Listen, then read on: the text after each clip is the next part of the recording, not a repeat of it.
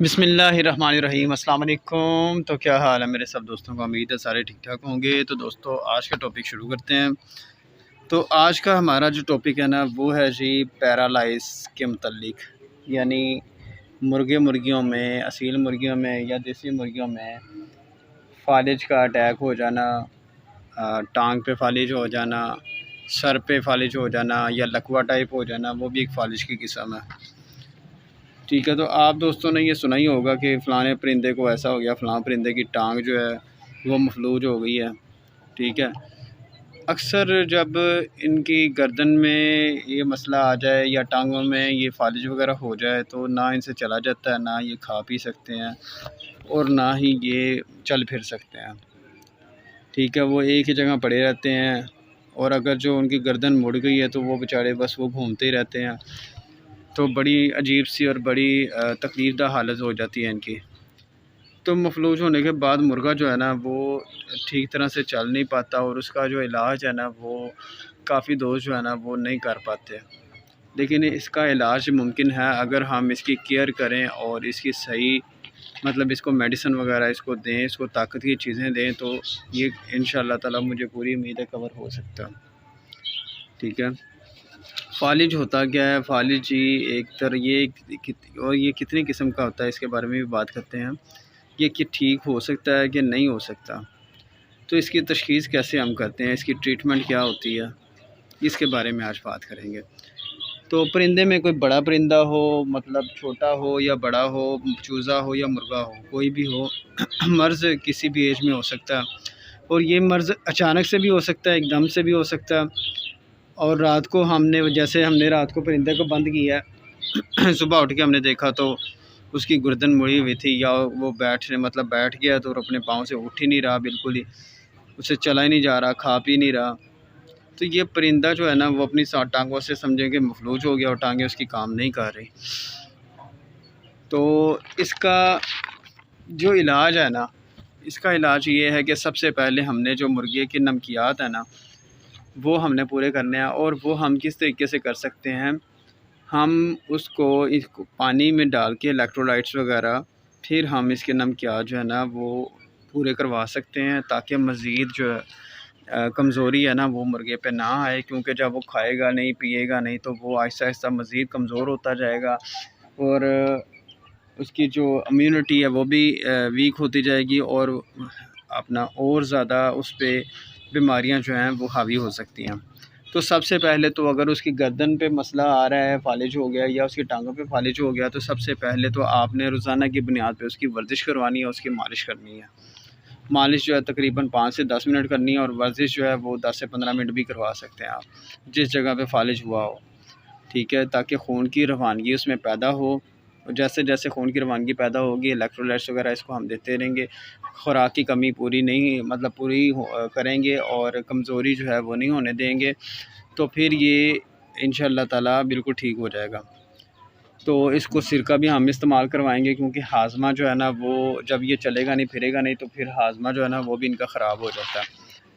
और इसके अलावा हम कुछ एंटीबायोटिक्स वगैरह भी इस्तेमाल करेंगे और कुछ इंजेक्शन वगैरह भी होते हैं वो भी इस्तेमाल करेंगे। जैसा कि इंजेक्शनों में आ जाता है अपना मेथी कोबाल का इंजेक्शन, ठीक है, और एवियन का इंजेक्शन वो भी आप लगा सकते हैं, लगाना भी चाहिए। और ये तकरीबन 3 से 5 दिन लगाना चाहिए, एक दिन छोड़ के दूसरे दिन।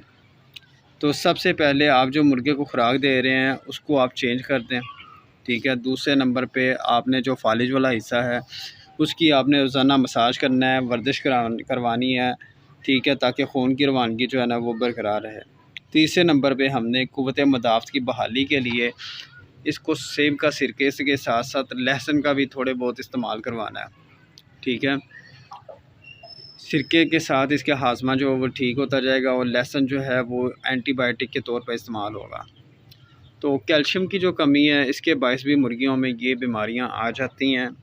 ठीक है, तो इसलिए मुर्गियों में कैल्शियम की कमी भी हमें दूर करनी चाहिए और इसको कैल्शियम का सोर्स भी इस्तेमाल करवाना चाहिए, चाहे पानी के ज़रिए या चाहे खुराक के ज़रिए। नंबर 5, मुर्गे को हरारत वाली जगह पे रखना है ताकि खून की रवानगी है ना वो मज़ीद बरकरार रहे। नंबर 6, विटामिन डी का इस्तेमाल आपने ज़रूर करवाना है।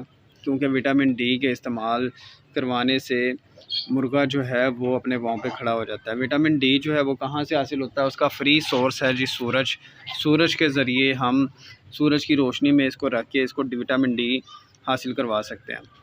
इसलिए मैं और मेरी आदत भी यही है और ये मैं भाइयों को कहता भी हूँ कि मुर्गियों को वक्तन फ़वक्तन खुला छोड़ा करें धूप में, ताकि उनकी विटामिन डी की कमी पूरी हो सके और इनकी हड्डियाँ जो हैं वो भी मजबूत बने। अच्छा, नंबर 7, आपने मेथी कोबाल का इंजेक्शन भी देना है इनको, ठीक है, एक दिन छोड़ के दूसरे दिन, और ये तकरीबन 5 इंजेक्शन आपने लगाने हैं। और सारी चीज़ें एकदम से नहीं करनी है आपने, मफलूज, ठीक है, और तरीके के साथ देनी है, तरीके के साथ। और मफलूज होने की सबसे बड़ा वजह जो है ना वो विटामिन डी है। तो इसलिए हमें और आपको भी चाहिए कि ज़्यादा से ज़्यादा मुर्गियों को हम धूप में छोड़ें, ठीक है। जितना ज़्यादा आप छोड़ेंगे ना उतना ज़्यादा आप अदवायात से दूर रहेंगे, उतना ज़्यादा इनको ख़तरा ही नहीं होगा फालिज का, ठीक है। और अच्छा, नंबर 8 ये कि ग़िज़ाइयत की जो कमी है ना वो आपने उसको सही तरह मतलब बरकरार रखना है, उसमें कमी नहीं आने देनी, ठीक है। और जब तक परिंदा ख़ुद नहीं खा पी सकता तब तक आपने उसे ख़ुद ही हैंड फीड करवाना है, ठीक है। तो नंबर 9, किसी नस का दब जाना या गुर्दे का ख़राब हो जाना ये भी वजह हो सकती है मुर्गे के ना चलने की, ठीक है। और फालिज वगैरह की ये भी हो जाती है वजह। मुसलसल बीमार रहने से भी फालिज हो सकता है, इम्यूनिटी बहुत ज़्यादा कम हो जाए, ठीक है, तो फिर भी फालिज हो सकता है। अगर आप बीमारी को शुरू में डायग्नोस कर लेंगे तो मुर्गे को आसानी रहेगी, वो बचा रहेगा, ठीक है, और आपको ज़्यादा मेहनत भी नहीं करनी पड़ेगी। और मेरी ज़ाती राय आपसे यही है कि अगर आप चाहते हैं कि आपके परिंदों में ये बीमारी ना आए तो मुर्गियों को धूप में ज़्यादा से ज़्यादा छोड़ा करें, ताकि विटामिन डी की जो कमी है ना वो पूरी हो सके और परिंदों का जो है ना फालिज का अटैक वो इन पे ना आ सके। तो उम्मीद करता हूँ कि मेरी आज की वीडियो आपको पसंद आई होगी, तो दुआओं में ज़रूर याद रखिएगा और लाइक भी कर दिया करें और शेयर भी कर दिया करें। और अगर कुछ भाई ने पूछना हो तो वो कमेंट्स में पूछ भी सकता, ठीक है दोस्तों। दुआ में याद रखिएगा। अल्लाह हाफ़िज़।